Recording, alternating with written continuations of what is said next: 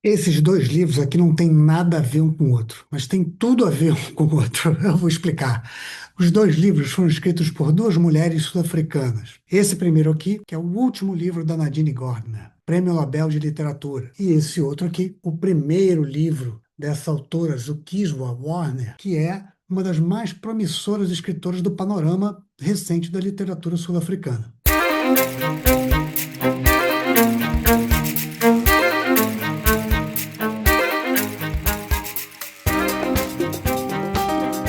Esse aqui, O Melhor Tempo é o Presente, é o Canto do Cisne da Nadine Gordimer, uma autora que não foi só prêmio Nobel de Literatura, não, mas também ela foi uma das mais importantes no movimento anti-apartheid na África do Sul.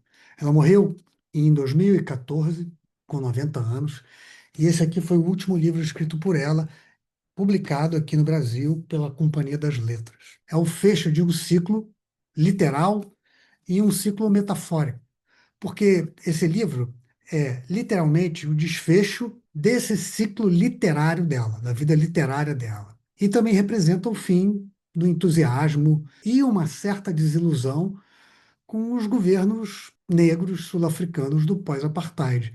Ninguém refletiu de maneira tão apropriada sobre o fim do apartheid, sobre o período de transição para a democracia como ela, como a Nadine Gordimer. E também sobre a ressaca, a decepção com a liderança, as lideranças políticas do pós-apartheid. E esse livro aqui é um tratado de tudo que teve presente nas obras anteriores da Nadine Gordimer e que ela construiu em termos narrativos ao longo de mais de 60 anos de carreira, como articulista de jornal, de revista, como romancista, como cronista, cronista da vida sob o regime segregacionista e racista sul-africano.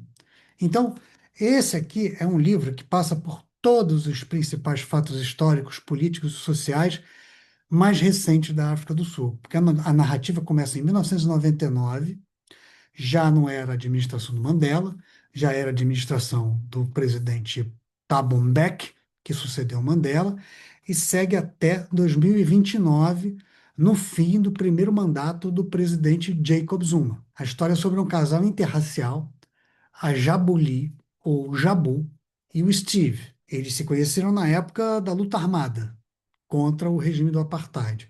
E a história começa com eles já casados e prestes a se mudar, saindo de um apartamento apertado para um condomínio fechado de casas onde eles podem criar os filhos. E a partir daí, a gente vai sendo apresentado aos pouquinhos às famílias, tanto da Jabu quanto do Steve. E a gente vai ampliando o microcosmo desse bairro para onde eles vão se mudar, que é um bairro multiétnico e que acaba ele só refletindo por si só, servindo de metáfora para uma parte de Joanesburgo, a principal cidade da África do Sul, e da própria África do Sul. É esse microcosmo que reúne visões e percepções diferentes sobre uma nova realidade pós-apartheid da África do Sul, onde aquele sonho romântico da construção de uma nova sociedade igualitária, sem preconceitos, sem segregação, vai se chocar com a dura realidade dos casos de corrupção nas classes políticas. E muitas vezes, né, na narrativa, ex-colegas combatentes, tanto da Jabu quanto do Steve, a desigualdade cada vez maior, o empobrecimento de uma parte muito grande da população, enquanto acontece um outro empoderamento econômico negro, mas só de umas classes muito pequenas e mais abastadas, a xenofobia contra imigrantes, que, diga-se de passagem, se acentuou em 2026, xenofobia principalmente contra imigrantes africanos e pobres de países vizinhos, como Zimbábue, como Malawi, como Moçambique, por exemplo. A fuga de cérebros da África do Sul para outros países, porque as pessoas se formam, se qualificam, vão para outros países para fazer suas pós-graduações e ficam por lá, porque não querem voltar. Outras coisas que acontecem no livro, né, que fazem parte dessa reflexão, dessa dura reflexão, dessa realidade que é uma realidade incômoda. Os apagões cada vez maiores, cada vez mais constantes em bairros de Joanesburgo, né, porque os governos não investem em infraestrutura, a explosão dos casos de infecção com HIV e a inércia do governo sul-africano nesse assunto, do combate ao HIV/AIDS, que é um assunto que representa a crise social, o aumento da pobreza, etc. e tal. Esse aumento da pobreza levando ao aumento também de casos de roubos, de furtos, de sequestros, de estupros no país, crimes. Tudo isso está sendo sublinhado por uma grande crise econômica que impacta a geração de riqueza do país. Outro impacto é a desaceleração do PIB, queda da arrecadação, do nível de investimentos, do empobrecimento de uma grande parte da população e a falta de investimento em bem-estar social, num bem-estar para todos. Tudo isso passa por nós, enquanto os personagens do livro se mudam, se adaptam, conhecem os vizinhos, se enturmam, conseguem novos empregos, ampliam os seus laços sociais e se reconectam com as próprias famílias. Até porque a família deles também aumenta de tamanho, a família da Jabu e do Steve. E eles são personagens que eles procuram se adaptar a esse novo país que está em construção, mas que insiste em decepcionar as pessoas pretas, as pessoas brancas, as pessoas de todas as cores, que dedicaram as suas vidas, as suas solidões, seu tempo para lutar por mudanças políticas e sociais com a derrubada do regime do apartheid. E a Nadine Gortner, muito inteligente como ela só, faz de cada personagem um porta-voz de um viés crítico sobre a sociedade e sobre a política. E tudo isso fica muito evidente nas conversas entre os amigos que a Jabu e o Steve vão fazer. Na universidade, onde o Steve vai trabalhar, naquele ambiente acadêmico. Entre os advogados com quem a Jabu vai ter relações profissionais, porque ela vai se tornar uma advogada importante. Entre o núcleo urbano da família do Steve, a família branca, e o núcleo familiar que mora mais para o interior, que é a família nuclear e a família estendida da Jabu. Família estendida, toda a comunidade, por sinal. Como esse aqui é o último livro da Nadine Gortner, existe aqui um grande apanhado, uma reunião de reflexões, de experiências literárias pelas quais ela passou. É como se fosse um livro de história ficcionalizada, mas no melhor sentido. Reflete essa ressaca, essa decepção, depois de um longo período de esperança, de romantismo, de paciência com a reconstrução, com a construção dessa nova África do Sul, dessa nação arco-íris, como o Mandela batizou, né? O que aproxima esse livro da narrativa de alguns outros livros, como, por exemplo, o do Pepe Tela, que é um autor angolano que escreveu na Geração da Utopia, Predadores, Mayombe, que também tratam desses mesmos temas, da romantização de você construir um novo país e da decepção com esse novo país que vai sendo construído. Essa é a marca de o melhor tempo é o presente.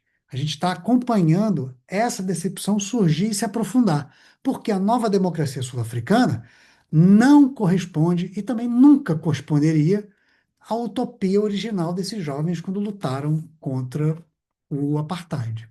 Mas não é um livro pessimista, né? O melhor tempo é o presente, da Nadine Gortner, não é um livro pessimista, apesar de todas essas decepções. Esse é o último livro da Nadine Gortner, o que nos leva a esse outro livro aqui, que é o primeiro livro da Zukiswa Warner, Madames, que foi publicado aqui no Brasil pela editora Ima.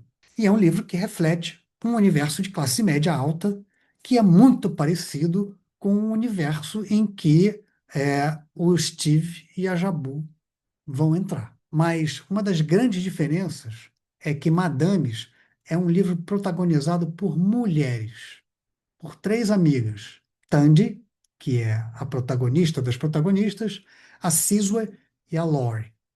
A narrativa do livro da Nadine Gordimer é predominantemente feminina, tá? A partir dos olhos da Jabu, mesmo que ela tenha procurado equilibrar várias partes do livro, apresentando também o ponto de vista masculino do Steve. Mas esse aqui, ó, promove uma mudança radical de perspectiva, porque ele é um livro eminentemente feminino, radicalmente feminino, eu diria, né? Onde os homens são meros coadjuvantes. Eu diria até mais, os homens quase não têm função dramática nenhuma.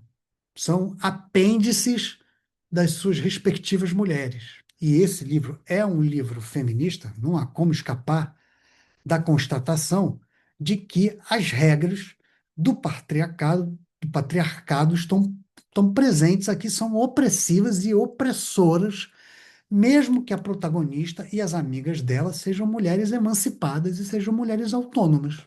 Madames já começa com um mote maravilhoso, meio pé na porta total. Tandy é uma dondoca e a grande premissa que é: e se uma dondoca sul-africana negra contratasse uma empregada branca em um condomínio para trabalhar num condomínio de classe alta, onde todas as empregadas domésticas de todas as famílias e todas as casas do condomínio são negras. Mas essa não é a questão que domina todo o livro. Outras discussões tomam o lugar dessa rapidinho.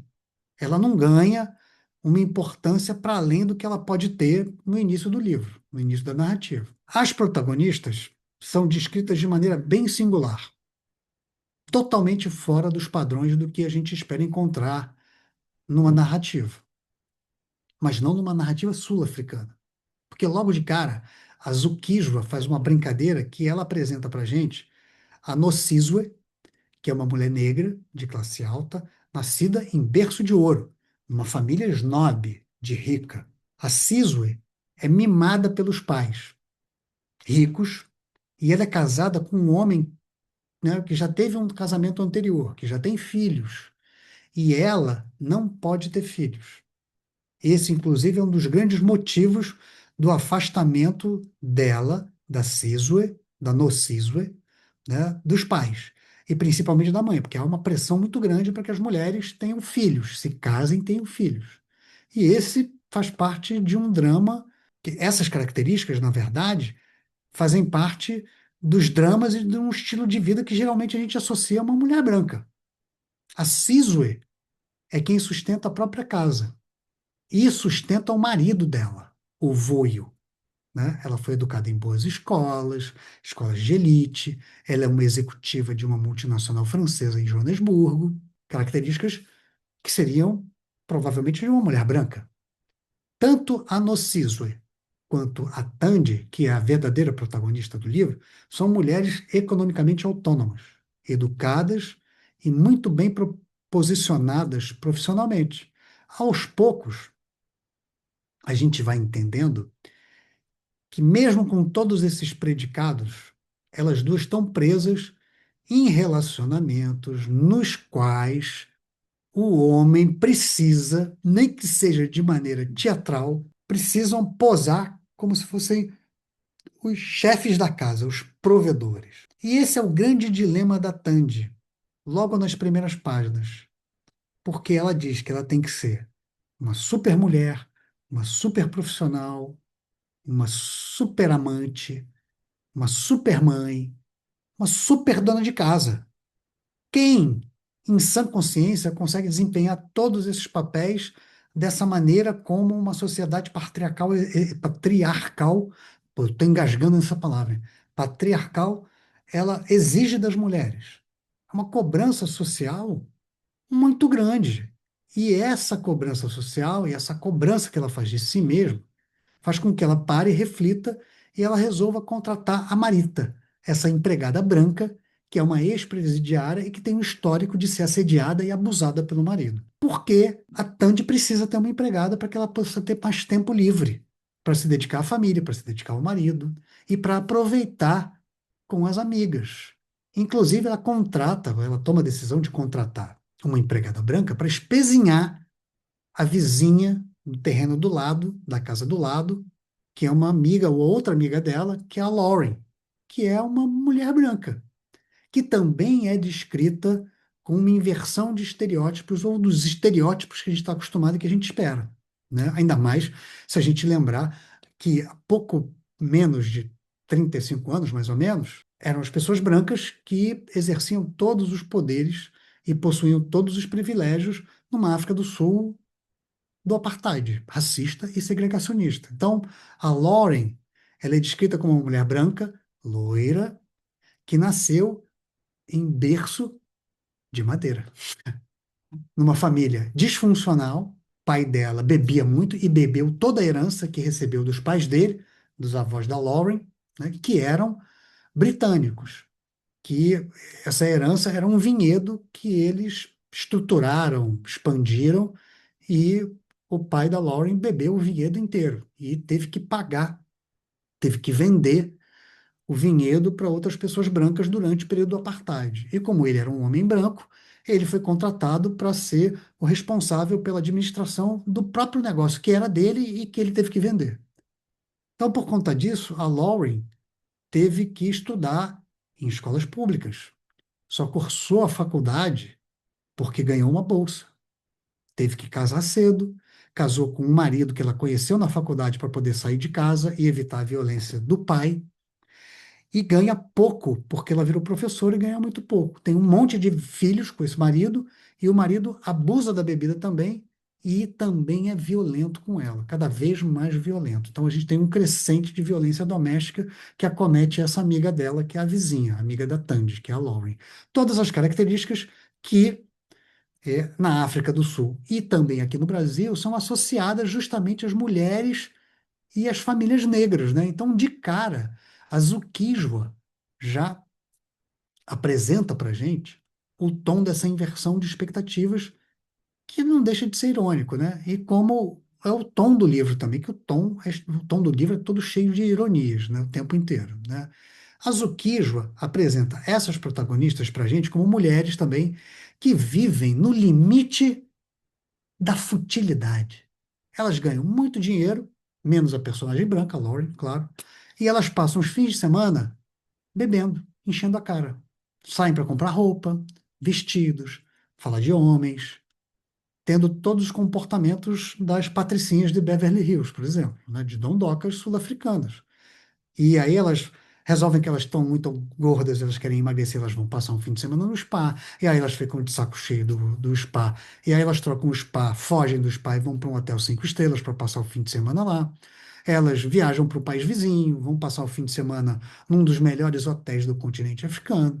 Mas, no meio disso tudo, tem uma grande crítica de costumes, crítica ao machismo estrutural na sociedade sul-africana, crítica à hipocrisia que mantém os homens, mesmo que eles sejam coadjuvantes, numa posição de destaque social e destaque familiar. E por que esses dois livros, por que, né, na verdade, esses dois livros têm e não têm nada a ver um com o outro? Porque a Zuquijua, de certa forma, pega um dos bastões que foram deixados pela Nadine Gordimer, nesse O Melhor Tempo é o Presente, para avançar na crítica social dessas experiências político, sociopolíticas, partidárias e econômicas do pós-apartheid. Que classe média é essa que consegue ascensão social meteórica justamente nesse momento? E quem são eles, quem são elas, os componentes dessa classe média e média alta sul-africana?